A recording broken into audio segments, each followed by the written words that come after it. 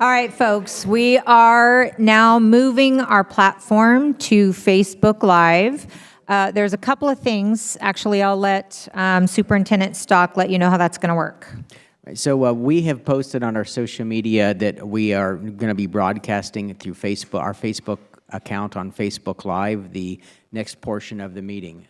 So that will occur. We're also placing that information on our website. So if you have anyone you need to let know, that we will be broadcasting through our Facebook account on Facebook Live, and then we will be working to see if we have a recorded version of the full meeting that we will be able to post later. On YouTube? On YouTube, but through our website. Okay. All right. Thank you for your patience. I am told that with Facebook Live, it does have to be very quiet in the background because any noise will come over the speaker. So if we could just do our best to be quiet in the background so that those who are watching can hear the speakers. All right, we are going to move to our public comment portion of the meeting. And I just want to repeat what Travis Mojette said earlier. We truly do want to hear from everyone who came to speak. There are some guidelines that we need to follow. First and foremost, we hope to set a good example for our students and our community in our district by engaging in respectful civil discourse. If you want to make a comment, you do have to have turned in a green comment card. And when you come up, you'll state your full name, the city you live in, and the school your children attend. All comments must be addressed to the board. So please face the board when you're speaking. The first 10 people will be allotted 3 minutes each, and each person after that will be given 1 minute per person. The board is not permitted to deliberate or take action on non-agenda items, but may refer the matter to staff members. As per Regulation 1312, Administrative Regulation, please do not use any names of our staff or employees. If you have something that you need to complain about a staff or an employee, please talk to their direct supervisor in person. And we also ask that no foul language is used. All right, so I will announce who's up first and who's on deck. So our first speaker tonight will be Marty Munn, and up next would be Holly Donna. Thank you, Board, for giving me the moment to speak. My name is Marty Munn. I'm the father of the boring question. I'm one of the parents this online mob is calling a horrible parent. First off, let me ask, is it okay to jump to conclusions? Is it okay to publicly shame this boy and his family without all the facts? What happened to innocent until proven guilty? I do not condone what they both did. They both made a poor decision. But let me tell you what I know to be true. The girl at the heart of this scandal has been pursuing him. My son received a text to come over to her house during Thanksgiving break because she wanted to give him oral sex. She asked my son to grab his phone during the act, take a picture of her doing it. She sent the picture out to a group chat 20 minutes after he left her house without his consent. She's smiling in the picture, looking straight into the camera, posing. I didn't see the picture, but there's many witnesses that have given statements, eliminating any notion that she did not know she was in a picture performing a sexual act to make matters worse. Only his private area is seen, not any of hers. That is the only time they were intimate. By the way, there's no video of them having sex, nor 50 other sexual videos and pictures as stated in the last meeting. The events that have transpired after the girl made these outrageous accusations. Her house was TP. Did you know he wasn't even there? Didn't even know about it 2 days after it happened? He was out of town at a football camp. The boys who did it and their fathers went over and cleaned it up. Next is the forking. We didn't even know about the forking until Mr. Messina called me to let me know what had happened. I said at the time I'd pay for video surveillance on the house to catch any perpetrators in the future. Furthermore, Mr. Messina and I had a conversation after the initial accusation. During a conversation, he said he knows they both are at fault for sending the pictures out. He said they would let this go away so we don't destroy our kids' futures. Rocklin High football staff are extremely hardworking and speak about character and discipline often. Think about how they must feel after the character assassination of their program, after these lies, a program they are dedicating their lives to. There's a lot of great kids on the football team, and my kid has never witnessed any of his teammates harass her. There are now 14-year-old freshman boys in the football program with zero involvement in this situation. They're now being called rapists and sexual predators from these horrible and false accusations. Did you ever stop to think it's taken administration, the police department, and the DA a long time because this is a complex case and they want to have all the facts before making a decision? It probably would have went faster if she would have voluntarily gave her phone up like my son did day one. My son is being harassed by students and adults. He's been called a sexual predator, pedophile, rapist. He's been bullied online by armchair quarterbacks over false accusations. All of this is completely inappropriate. He's a child. In closing, I'd just like to say I have been praying for months for both parties to get through this time without irreparable damage. Also that the school and community can repair itself after this unfortunate event that was mishandled by the public and the social media mob based off of lies and slander. Rocklin, please.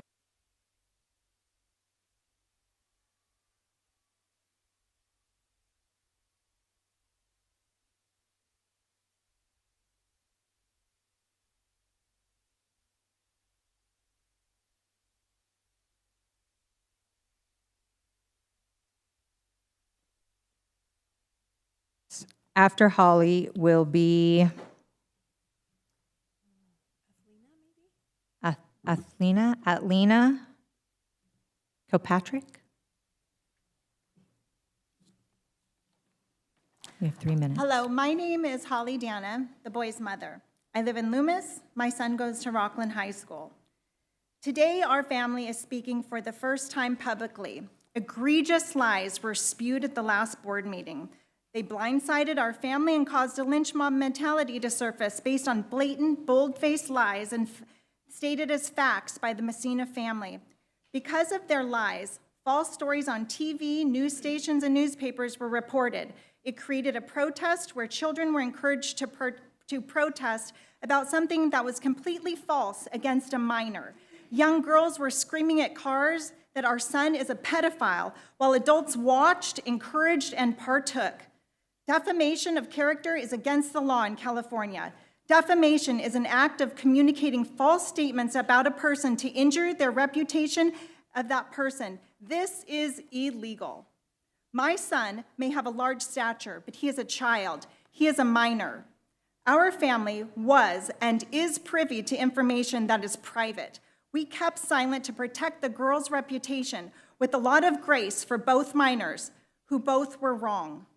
We do have an immense amount of empathy for the Messina family, this girl in particular, for how the family has handled this and their overall approach. This, however, is nothing we can control. We are here today to set the record straight to the facts that have been verified through private investigators, police, fellow students, so our son's image can be restored. So, because we have been backed into a corner by the Messina family, these are the facts. This girl asked my son to come over for oral sex. My son took the picture only after this girl asked him to, which she posed for. This girl asked my son to send her the picture that day. This girl immediately distributed the picture to multiple people and groups of people. This picture is of my son's privates, not hers. There is no sex video that my son took or has. There is no video that my son sent to anyone. My son voluntarily gave his phone and passcode January to the police when first questioned before a search warrant was issued. The police have scrubbed his phone. You can't hide videos or deleted information in this process. At this time, we believe this girl has not voluntarily given up her phone. Not only was there not 50 videos of my son having sex with other girls, there were none. There possibly is a video of this girl having sex in a truck with a boy that is not our son. We informed Mr. Messina of this back in January, where he rolled his eyes. For this reason, our family has remained silent to honor what their family must be going through and to let the police do their job. Perhaps that is the video that Mr. Messina had the players on his football team.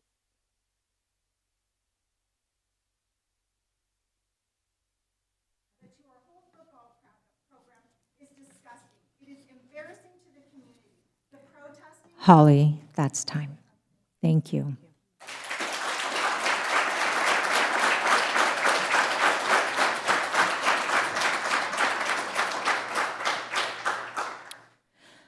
Folks, as we go forward, let's please keep in mind that we can talk about what's happening and talk about our feelings and what's going on without using names. We really especially don't want to use names of any students or minors. Up next, and I'm sorry, I must be butchering your name because you're not coming up. It looks like Atlena. Looks like Atlena. The last name looks like Kiekpatrick. All right. Okay, we're going to move on. Kate Garcia, and after Kate will be Dakota Spell. Okay, no Kate Garcia? All right, so Dakota. And after Dakota will be Todd Ward.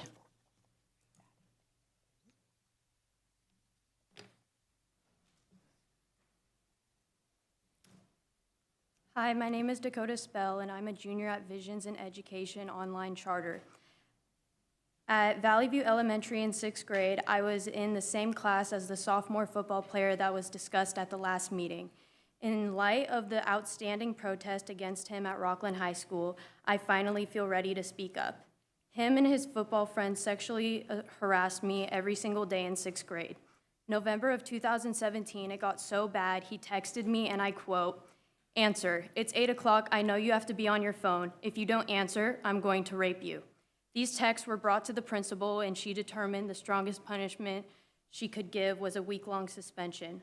I was told by the principal that if I were to speak about what this boy said to me, I would be severely punished. I was 11 years old when this was said to me. This is yet again another example of the Rocklin administration trying to sweep things under the rug. I'm not here to try to get justice for myself, but to prove that this behavior has been repetitive with this boy. This also proves how the RUSD school system has yet again failed to protect another female with the same male student involved. I'm disappointed and saddened to hear I'm not the only, and I'm not the last girl that this boy has affected.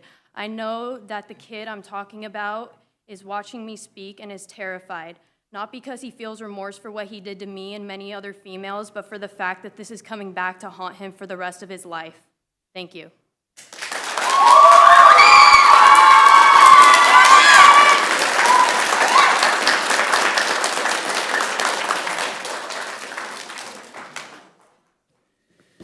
So good evening, my name is Todd Ward, and my family has lived in Rocklin for 13 years. My son has attended Valley View, Granite Oaks, and Rocklin High School, and we are very happy with the level of education, the teacher support, as well as the coaching that he has received. For full disclosure, my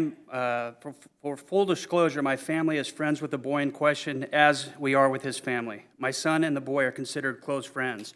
I am proud to say that my son participates in both baseball and the football programs.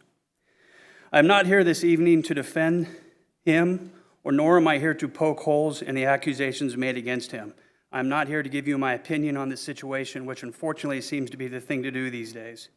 I truly wish that both of these children are able to get past this unfortunate event and move on peacefully with their high school careers and be successful in whatever they choose to do. My reason for speaking this evening is something that I immediately thought of while listening to 5 people speak 2 weeks ago. And my question is actually for the board members. You have been aware of this incident since January, when it first was reported. You have also known that Rocklin Police Department has reviewed the case and sent it to the DA's office. The DA's office continues to have an open investigation. So my question to you is this: why would you allow your school board meeting to be turned into a courtroom and allow 5 different people to plead their case and speak directly about this young man while a criminal investigation was going on? Why is it okay for the mother of this girl to use the term JV quarterback. How is that protecting him? It took social media about 10 seconds to figure out who that was. This brings me to my next point. Because you allowed this to happen, the meeting was immediately circulated online, and you played a role in placing a target on this boy's back. Now, while you're supposed to be protecting her, you were also supposed to be protecting him.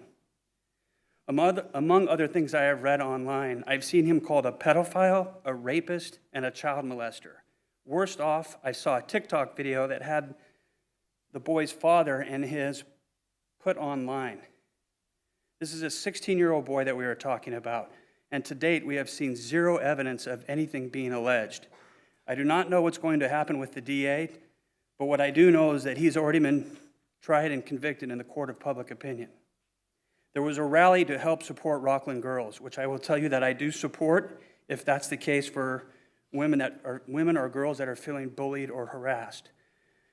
I saw on the news outlets where the SAC-B, where there was a very peaceful part of that protest. The signs were positive reinforcement and support of girls. However, I also saw signs that were completely discouraging to me as a resident of Rocklin.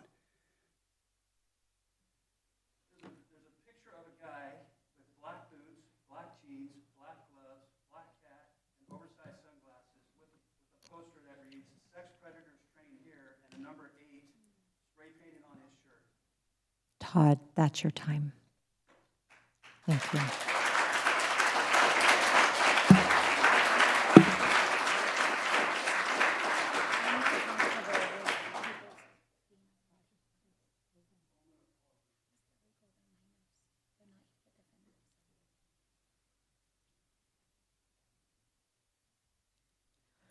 Up next is Ray Gorman, and after Ray will be Lorenzo Hagos.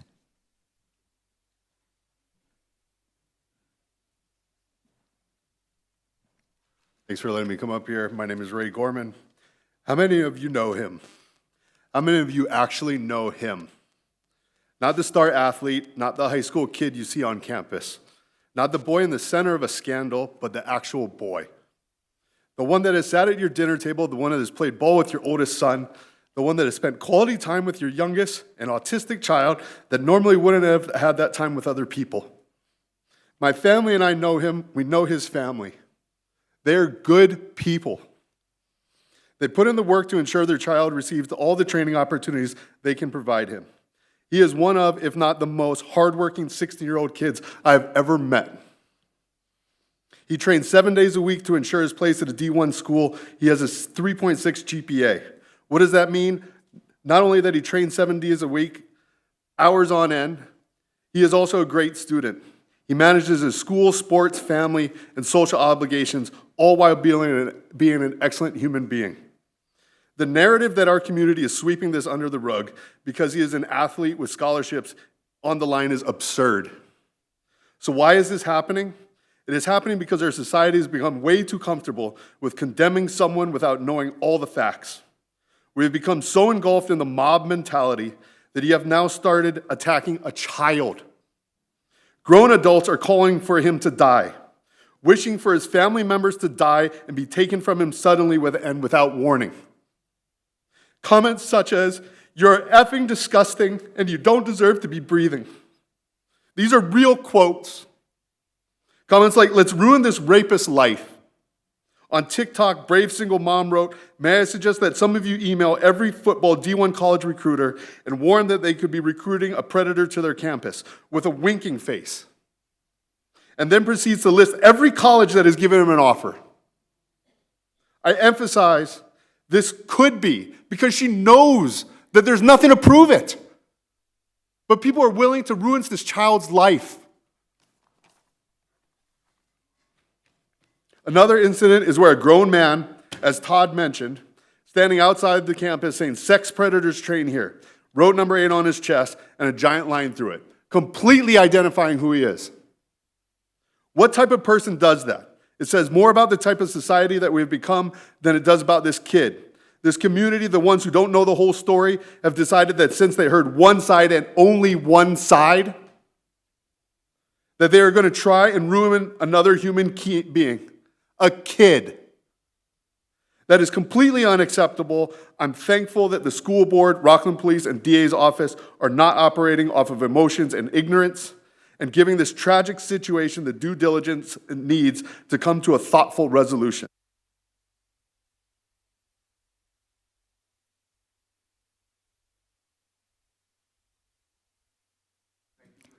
Thank you.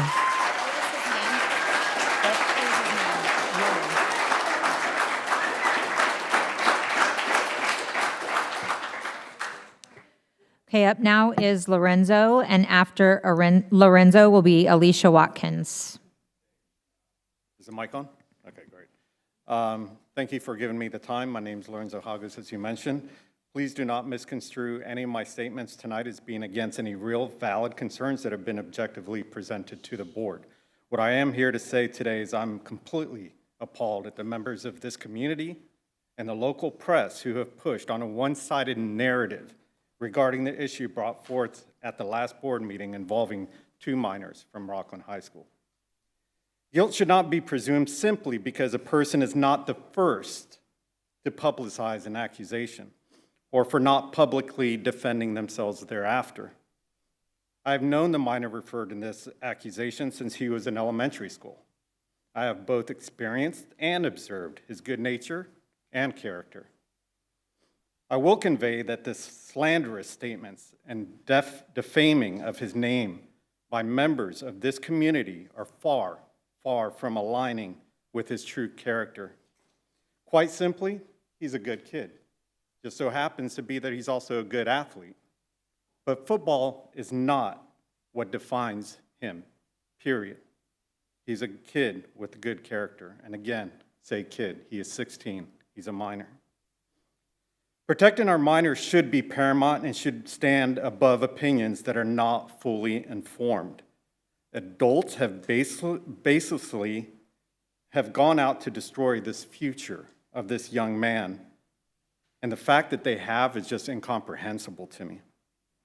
Directly asking colleges to strip away his scholarships, branding him with scarring labels, even the strongest of us adults would have a hard time bearing on our own. To those who have been part of this effort to smear him, you should all be absolutely ashamed. Your husbands, sons, and brothers would expect better if it were them. None of us would ever want to be prejudged before all the facts have been brought to bear. Facts and truth should be the pillars of how we move forward past this.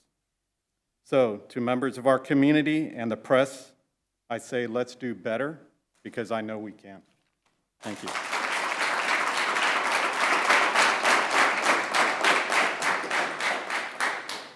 Thank you, Lorenzo. Now Alicia Watkins, and on deck is Kristen Buffington.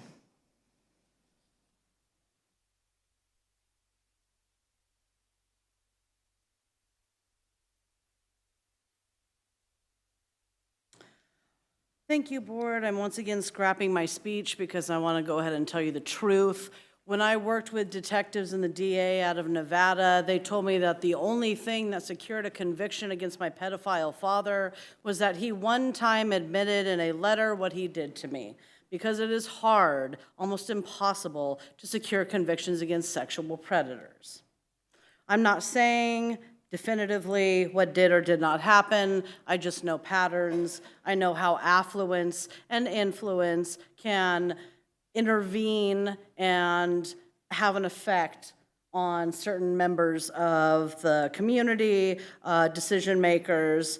I also know that a majority of this board is influenced by affluence and influence in this area. The placations that I have heard, the standard statements that you have made come off as phony as Matthew Oliver's accent. I don't buy that you make children's protection a priority.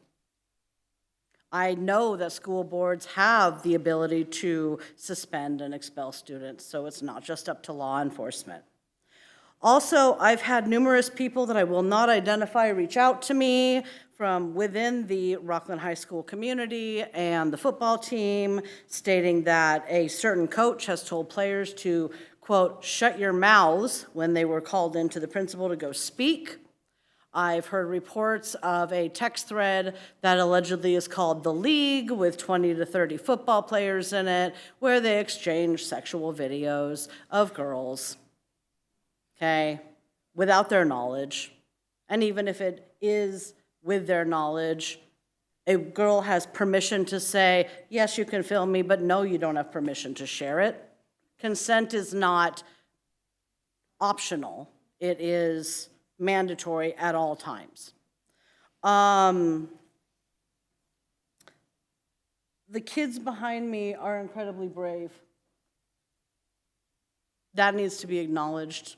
Coming out against abuse, coming out against bullying, coming out against a society that is patriarchy ruled and that protects people that, like Brett Kavanaugh, who historically have been seriously questionable, trickles down, trickles everywhere. And unfortunately, what we're seeing is one side of mostly working class, very diverse people against another side of mostly affluential people. Address the board, please. Address the board. I'm sorry? Oh, I'm addressing the board. Address the board. I'm addressing the board. Okay, time's up.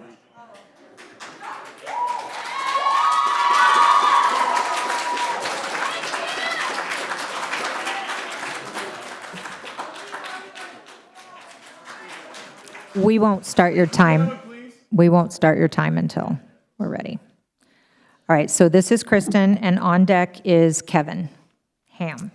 My name is Kristen Buffington. My daughter goes to Rocklin. We live in Rocklin as well. I'm here to discuss how my daughter has been affected by one specific incident and how lack of grace, patience, and kindness can affect an actual unwilling participant. 2 weeks ago, a member of my daughter's softball team spoke from this podium. 6 months ago, this same teammate sent in a group chat that included my daughter an unwelcome and sexually explicit photo of herself and a football player engaged in a sexual act. My daughter put the matter aside as a lapse in judgment on the part of her teammate. Since then, she has endured threats and verbal assaults by adult members of this teammate's family in an effort to shut my daughter up. Because of this unwelcome, explicit photo, and since April 14th specifically, through emails, texts, posts, and verbal confrontations initiated by members of the teammate's family, our daughter has been berated, assaulted, and threatened for simply knowing the truth about this photo. Her love for softball and the fun that should be has lessened and become yet one more thing in her day that seems overwhelmingly stressful.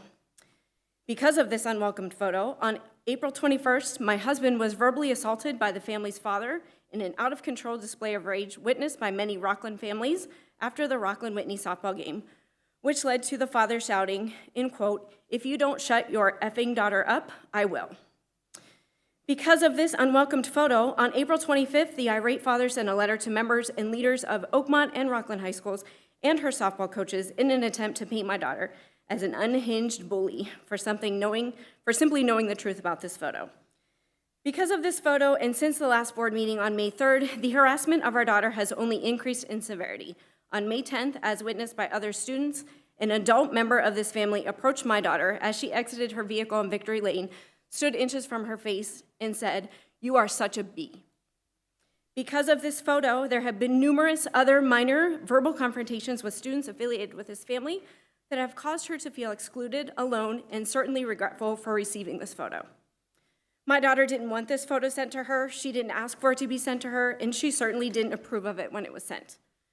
She should be able to walk into her school without looking over her shoulder for an intimidating adult. She hesitates to go out alone, has to text me on a regular basis while she's at school, and is constantly worried that she doesn't look at someone the wrong way or say something that might make this worse for her, her family, or her friends. My family and I really don't want to be involved in this whole situation, but I absolutely hope that all of us want all of our kids to be safe. Therefore, we ask the board, community, leaders, and students to save all judgment until all the information is before us. Please help us keep our children safe. Please help each of the children feel the weight of this, until each of the children can feel the weight of the support and kindness, and save the judgment for court. Legal matters between underage students should be handled with care, confidentiality. Thank you, Kristen. Thank you.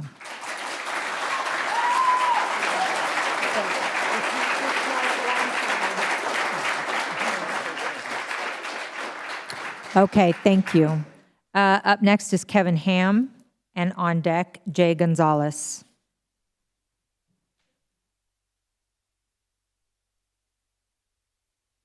Many other people, there's been a lot of talk about bullying, and it's a big, big concept, and it's a big discussion. But I got to tell you, what I'm disgusted about is the worst kind of bullying is what I'm hearing. And that's not kids bullying other kids, but I'm talking about grown adults bullying a 16-year-old boy when they don't have the evidence. They don't have the facts. They've heard allegations. They've heard rumors. But to take that and go out and call a 16-year-old boy a pedophile, a predator? Do we know what the word pedophile means? I heard these accusations, and I got to tell you, I've known the boy and I've known the family, and I've been actively a part of that life for a dozen years. And I know these are good parents, and it's a good kid. And I didn't believe the things, but I wanted to hear it. But I heard the evidence. And now that I've heard the evidence from them, I believe what was said is patently untrue. But the facts are going to come out. You all have to be able to do your job. You have to be able to investigate that, and people have jumped on it and jumped on things without the facts. And so I got to tell you, this has been a blindside attack to the family, that I know. So people wonder, why did it take so long to hear from the other side? Well, they thought that this was over 5 months ago, was investigated. And I got to say this, the idea that this phone was confiscated, it wasn't confiscated. When he's asked for it and he says, here it is, here's my passcodes, take a look at whatever you want to see, that's not confiscated. And that's the thing that should be done. I got to tell you, Solomon, who's touted as the wisest man to live, said in Proverbs 18, the first person to make their case seems right until another comes to cross-examine him. Well, adults should have this common sense. It should be common sense to everybody, but unfortunately, that hasn't happened. Anybody remember Amber Heard? She was lauded as being brave and being a role model, and she publicly stated, I will not be silenced. Well, maybe her publicist wrote that, I don't know. But the fact is, it was true until Johnny Depp had a chance to respond. Now, that was harmful defamation, but that was Johnny Depp. That wasn't a vulnerable minor child. Sometimes I can't imagine that the people that were screaming all these obscenities and running around and using those kinds of words had all the evidence or had all the facts. They heard an accusation. Stop with when you've got the accusation assuming that everything must be what it is. Listen, one thing that's been agreed upon, there was a consensual act between two 16-year-olds. Everybody agrees on that. Both sides agree to that. And it sounds like both sides also did something consensual and did something stupid, sent out a photo. That's dumb. That's the kind of thing 16-year-olds should never do. But you know what? Consensual is far different from the things that have been alleged. Now, I got to say, the fact that people are now wanting to run around with the idea. Kevin, I'm sorry. That's your time. Thank you.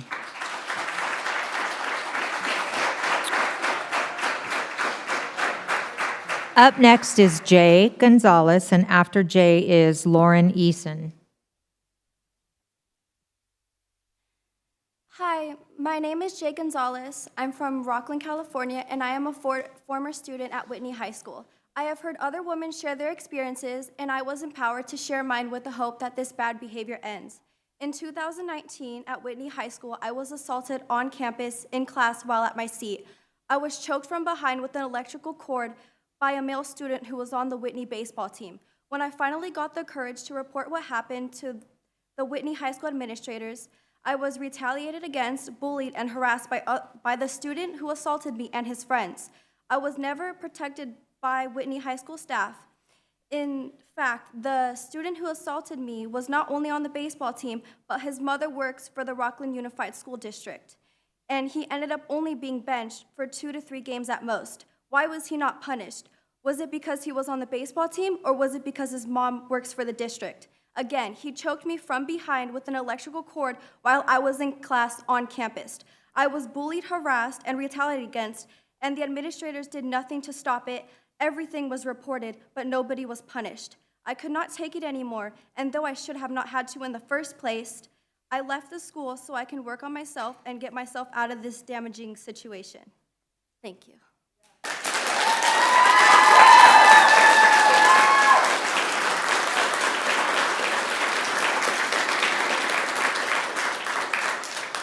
Okay, now is Lauren Eason, and Lauren is our last 3-minute speaker. After that, it will go to 1 minute. My name is Lauren Eason. I currently live in Lincoln. My daughter was a member of the class of 2019 at Whitney High School. My 14-year-old daughter, Isabel Santoro, was bullied at Whitney High School during 9th grade. After Isabel died by suicide, I discovered through investigating on my own that Isabel was bullied. When some time had passed, members of Isabel's social circle reluctantly began to reveal details to me of verbal and physical assaults at school, meant to publicly humiliate her without any provocation. There were no cameras and apparently no adult staff to witness any of it, even though the bullying happened on campus during the school day. I later discovered on social media a cell phone photo was taken of my child on campus during the school day and used without her knowledge for a popularity survey comparing her with another student. This was done without consent. The internet makes bullying even worse for children today. It is illegal to photograph or record anyone without their consent to disclose or publish the image publicly.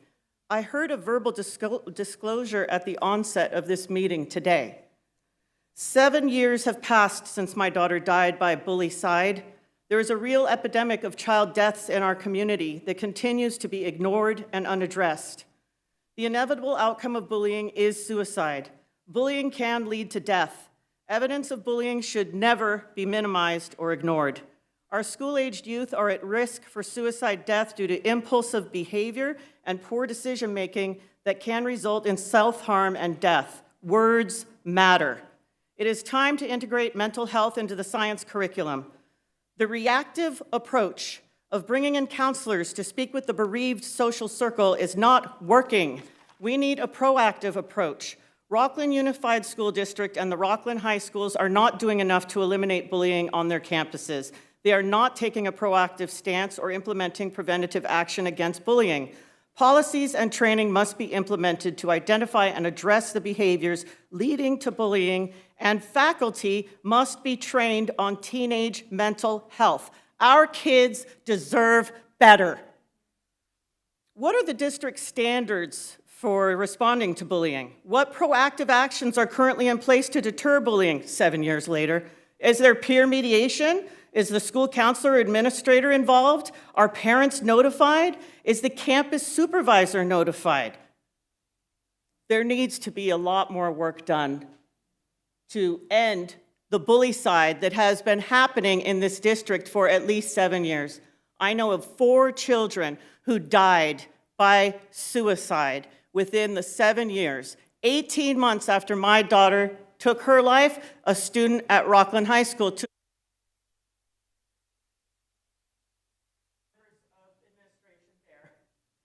Prior to that, apparently there was a girl at Rocklin High School, I think it was fall of 2015, that took her life. Unless you're there, you won't know about it because they're really good at sweeping under the rug. Thank you, Lauren.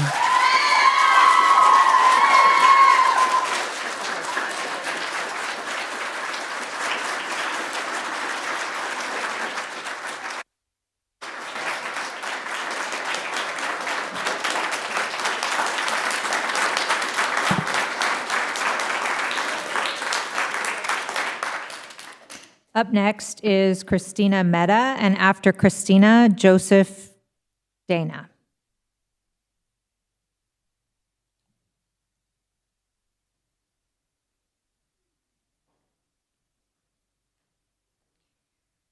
Good evening. My name is Christina Mehta. I've met quite a few of you that are up here. I am from Rocklin, California. I've had 4 kids that are either currently in Rocklin or have left Rocklin. My daughter came up here and just spoke how she was choked while in class at Whitney High School in 2019. In fact, the class that she was choked in, the teacher is actually sitting in this room right now. He happened to be gone that day, and a sub was in the classroom. She spoke up, we spoke up, nothing happened to the student because the parent works for Rocklin Unified. She's a secretary for a principal at Springview Middle School. I didn't say the name, I said where she's from. My son, who's also in special ed, has also been bullied by teachers at Sunset Ranch. So I only get a minute to speak. I will be coming back to the next meeting to get my message across, and I'll be. Thank you, Christina.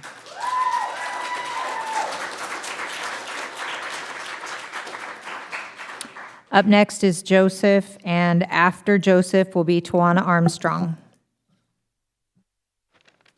Hello, my name is Joseph Dana. I'm the brother of the boy in question here tonight. I thought that I would be given 3 minutes. I'm going to have to condense this quite a bit. The Rocklin School Board has gotten mischaracterized. The police department has been mischaracterized. I went to Rocklin High School. I have great memories of this town, this school, these teachers, these coaches. It is sad to see what this "You Can't Silence Me" movement has caused. This girl has clearly not been silent. No one silenced her, that is for sure. This situation has turned into a harmful gossip fest, and at the expense of my brother and entire community, through her and her family's lies. The police, in our opinion, have handled it swiftly and with just action. We support the police. There has been a 5-month investigation which interviewed multiple students, scrubbing my brother's phone, and talking with this girl, among other things. At this point, we are unaware that this girl gave her phone up voluntarily or even at all. The DA has not charged my brother. Thank you, Joseph. I'm sorry, I know that minute goes fast.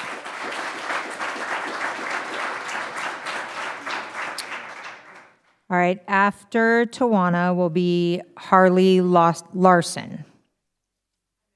Members of the dais. So I'm Tawana Armstrong, member, Rocklin resident, daughter graduated in 2018, I think. I am here because I absolutely agree. We have got to do better.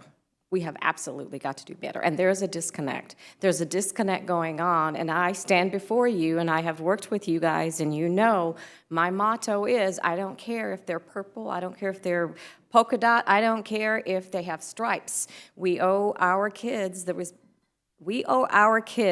to provide them with the education so that they can be as phenomenal as possible. Everybody's not getting it.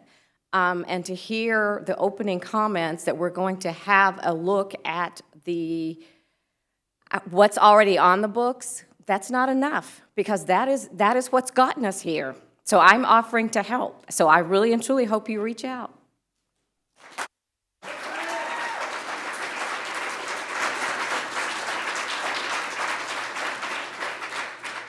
Thank you, Tawana. Next is Harley Larson, and after Harley is Grant Depew.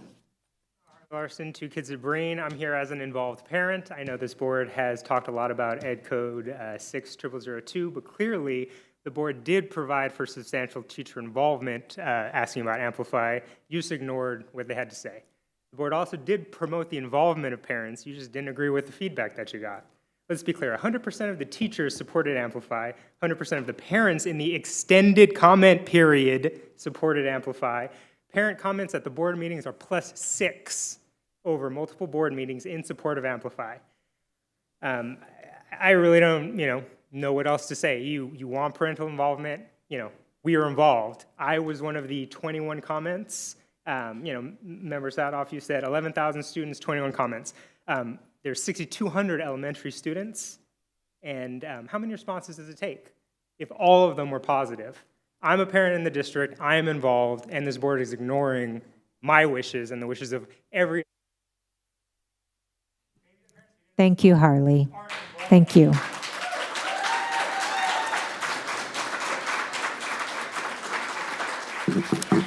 Up next is Grant, and after Grant is Allison Wheeler.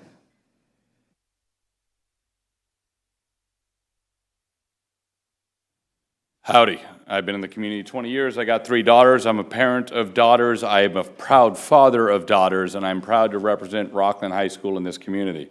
We have outstanding teachers, parents, educators in our community, and we have been one of the best performing school districts in the greater Sacramento area for all 20 years. I'm proud of my daughters. I'm proud of their coaches. I'm proud of the girls' basketball coaches, who they are as people, and the whack stories that came out last week is preponderous if you know the people that are involved. Our coaches sacrifice many hours, many dedicated time members, their community members, their fathers, their parents, their everybody, to make our young men and young women better people. If I want to ask my daughters to stand up for injustice, if I want to ask my daughters to be brave when your friends are getting bullied, then I got to stand up here right now and tell you there's two sides to every story, and our athletes don't deserve to be targeted this way. No minor deserves to be targeted this way. Thank you, Grant.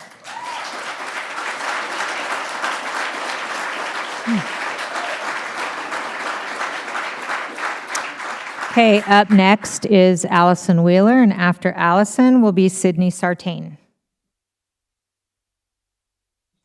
No Allison? Okay, Sydney, come on up.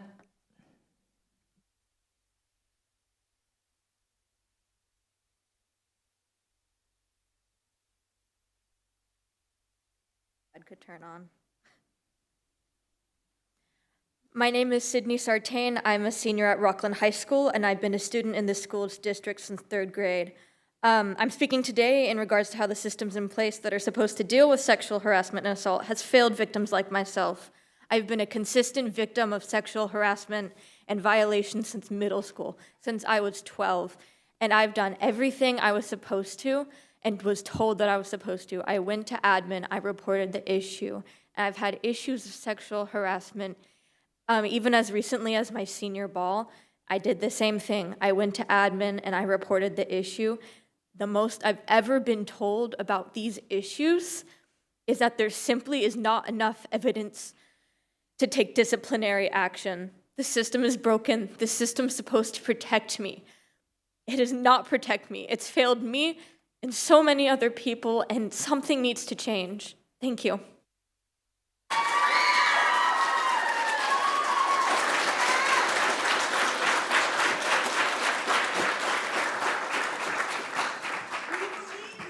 Thank you so much, Sydney, and thanks to all who stayed this long and listened to all the comments and were respectful.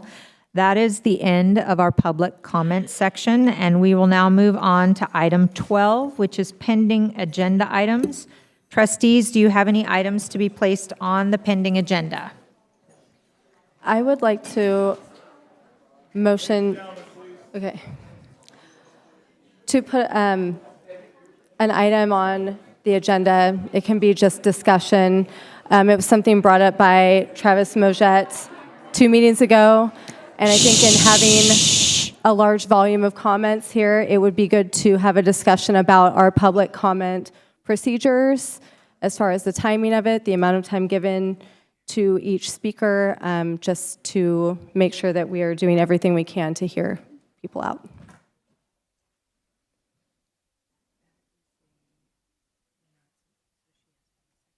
Mm-hmm. Correct. Is there a second? The procedure.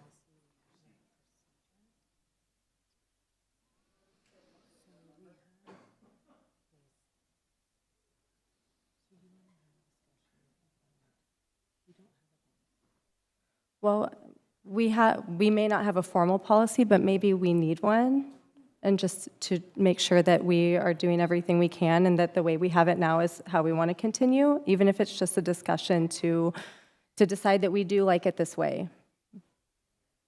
But I think when we run into these situations where we have a lot of people who want to speak, that maybe we look at the timing of it or how much time that we give them. So do we have a second? Well, I would say I'm interested in understanding and knowing a little bit more because I do think, as times change, as the needs of the community changes, it's important for us to constantly revisit protocols.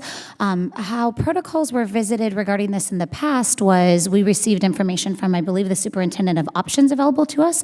So I'd be open to hearing a little bit more, Michelle, and maybe even, I know two of us can meet with the superintendent. Maybe I'd offer it myself, unless there's another board member that wants to. Maybe two of us can sit down with Superintendent Stock this next month and get a little more clarification on options that are available and open up that conversation similar to an ad hoc committee. I'd be open to that. I will proceed as the board directs, whether it's through a subcommittee or an agenda item. Whichever way the board would like to proceed, I can provide the information and options to the board. So do we have an alternate motion?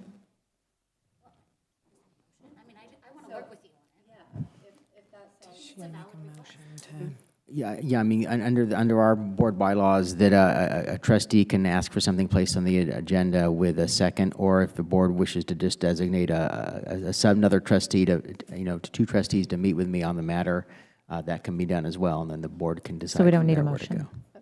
You don't. So I think Tiffany and Michelle should be on the subcommittee. Great. Then I will work with both Trustee Sutherland and Satoff to schedule. Does that a meet your meeting in needs, the Michelle? next- Okay. Great, thank you. in next month. All right, is there anything else? So I do have something, and I know this is hard, right? Because I know we can't engage back and forth, but I do want some clarification from me. I don't know if any other board members feel they need clarification. I know that we are limited on what we can and can't do during public comment, and I fully respect, I want to hear from anyone and everyone concerns. I am getting concerned, though, that we have now seen over the course of multiple meetings several comments regarding minors, identifying minors, whether it's by name or not, it's identifying factors about them, opinions of minors or situations involving minors that in many cases is not the purview of this board. So I'm wondering if there's a way I can request legal counsel as to what is appropriate, what is allowable in that case, because we say often that we protect every student. And I do want to be careful that this does not become a courtroom and that we are not a jury. And so I've been incredibly uncomfortable regarding all minors that have been talked about, especially when they're not here. I don't think it's appropriate, and I'd like legal counsel on that regarding public comment. And in specific with that, we have said as a board in the past that comments must be directed to the board and under the purview of the board. So I'd like a little more clarity on that when comments are brought in about outside individuals or entities that in no way have anything to do with the direction or the decisions being made by this board. Trustee Satoff, would you think that if we included legal counsel in the conversation you and Trustee Sutherland had about public comment options, that we could also have legal counsel potentially join and provide some clarification there, and then we could share back with the board? Because in developing the previous options, that's who I consulted, was our legal counsel. Sure. So because only two of us can meet, so the two of us would meet like an ad hoc committee with you regarding public comment in general, with the attorney to hear what direction we can give as board members during public comment. Correct. And then that way there can be a dialogue, and then we can work to go from there and decide how we might share information with the board, whether through a memorandum or through another means. Okay. Is that able to be done before the next meeting? When's our next meeting? Next meeting is June 7th, so I'll make myself available. Is any way possible to accommodate your schedules? Okay, that works for me. Okay, great. Anything else? All right. Meeting is adjourned to closed session.